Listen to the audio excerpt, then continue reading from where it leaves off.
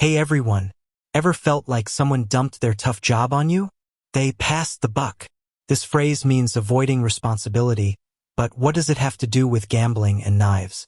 Let's deal out the history and discover the origin. Meaning and origin. First, let's understand the meaning.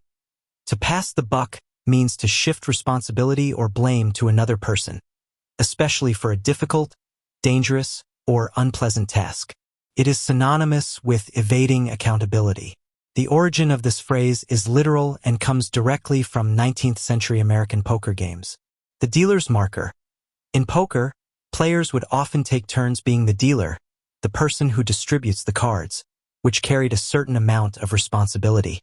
To mark whose turn it was to deal, they used a small object called a marker. The buck, a common marker used, was often a knife with a handle made of bone. The bone handle was sometimes called a buckhorn handle, and over time, the marker itself became simply known as the buck, passing the responsibility. If a player did not want the responsibility of dealing or the pressure that came with it, they would pass the buck, the marker, to the next player. This action became a metaphor for shirking one's duty. This idiom perfectly captures the idea of avoiding accountability by handing off a problem. Modern usage and examples. Today, we use to pass the buck in any context where blame or duty is deflected. The manager refused to make a decision and just tried to pass the buck to his team leader. When the project failed, everyone was quick to pass the buck, and no one took the blame.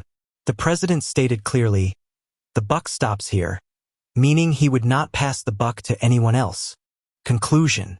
So, the next time you see someone trying to dodge a problem, remember this phrase from the poker table. It's a powerful reminder that real leaders never pass the buck.